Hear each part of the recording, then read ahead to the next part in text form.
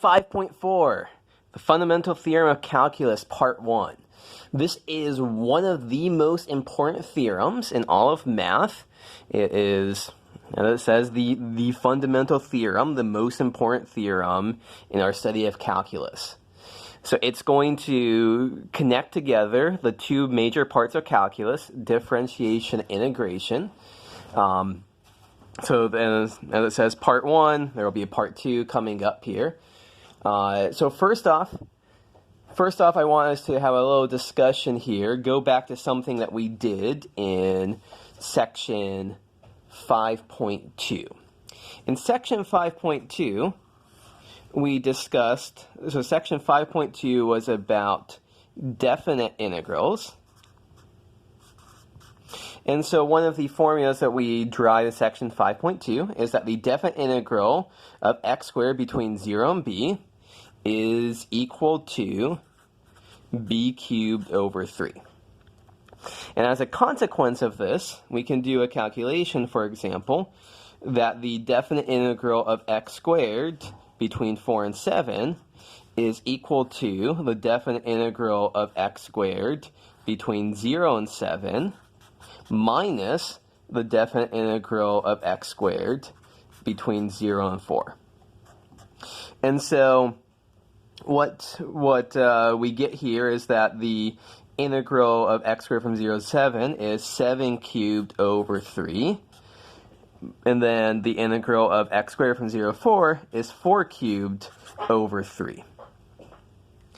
So this is review from section 5.2. This is something already done.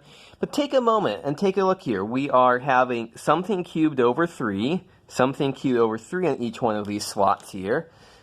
Basically what we're doing is, let's say that big F of x is x cubed over 3. So then this is now f of 7, because big F of 7 would be 7 cubed over 3, and this here is f of 4. Moreover, take a look here. The integrand was x squared. This big F of x is x cubed over 3. This big F of x is the antiderivative of x squared. And so somehow we are relating this definite integral between 4 and 7 x squared dx, we're relating it to a difference in the antiderivative of x squared, evaluate at the endpoints, the limits of integration here. And so what the fundamental theorem of calculus tells us, the statement of it, let me pull this out here. This is saying this is no accident. This is always going to happen. So here's our statement of the fundamental theorem of calculus, part 1. So usual assumptions here, assume that a is less than b, assume that f is continuous on the closed interval from a to b.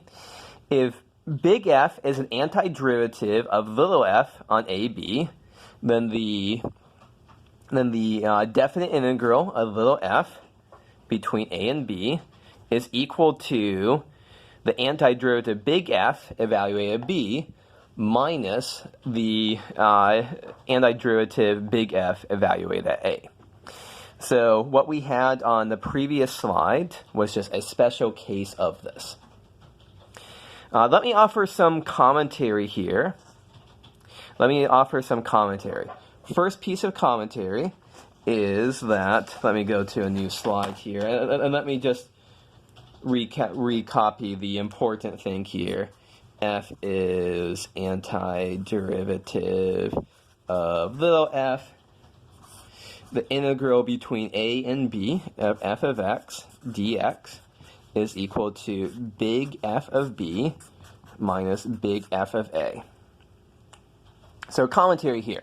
What makes this so surprising is that there are two different things that we are discussing in this, that we've discussed so far in chapter 5, and what this slide says is that these two are kind of the same thing here. So this left-hand side, this is a definite integral.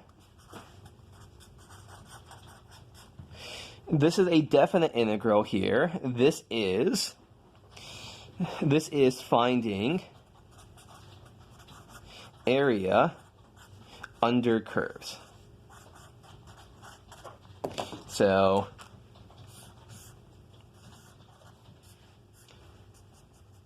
this is the sort of question that we're dealing with when we look at definite integrals. On the right-hand side, we are dealing with an antiderivative, an indefinite integral, and this is undoing differentiation.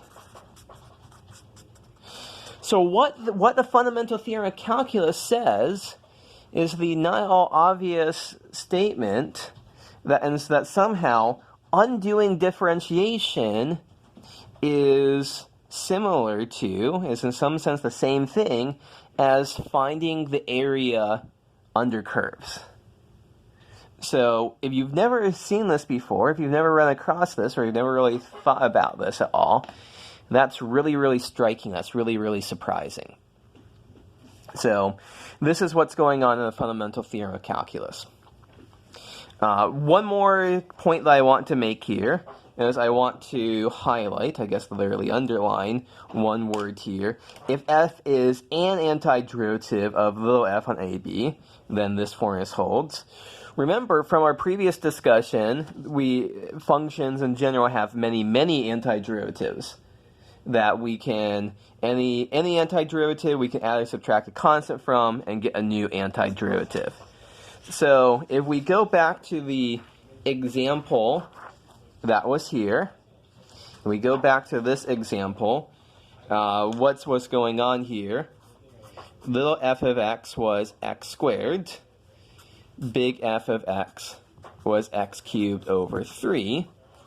So the integral between 4 and 7 of little f of x is equal to big F of 7 minus big F of 4. It's equal to 7 cubed over 3 minus 4 cubed over 3. Now, what would happen if I changed? What would happen if I use a different antiderivative? What happens if I were to do big F of x is x cubed over 3 plus 17? This is also an antiderivative of x squared. Well, how does that change it? Well, now big F of 7 is 7 cubed over 3 plus 17. Big F of 4 is 4 cubed over 3 plus 17. But we're subtracting here.